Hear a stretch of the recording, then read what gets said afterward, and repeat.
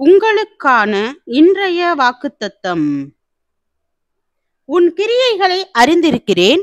உனக்கு கொஞ்சம் பலன் இருந்தும் நீ என் நாமத்தை மறுதலியாமல் என் வசனத்தை கைக்கொண்டபடியினாலே இதோ திறந்த வாசலை உனக்கு முன்பாக வைத்திருக்கிறேன். அதை ஒருவனும் பூட்ட மாட்டான்.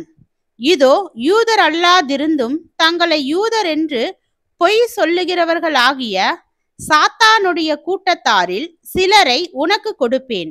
இதோ அவர்கள் உன் பாதங்களுக்கு முன்பாக வந்து பணிந்து நான் உன்மேல் அன்பாயிருக்கிறதை அறிந்து கொள்ளும்படி செய்வேன்.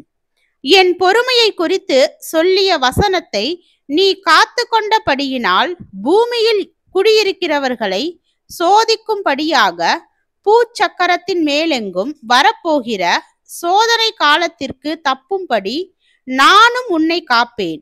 இதோ சீக்கிரமாய் வருகிறேன். ஒருவனும் உன் கிரீடத்தை எடுத்து கொள்ளாதபடிக்கு உனக்கு உள்ளதை பற்றி கொண்டிரு. வெளிப்படுத்தின விசேஷம் 3வது அதிகாரம் வசனம் 8 முதல் 11 வரை.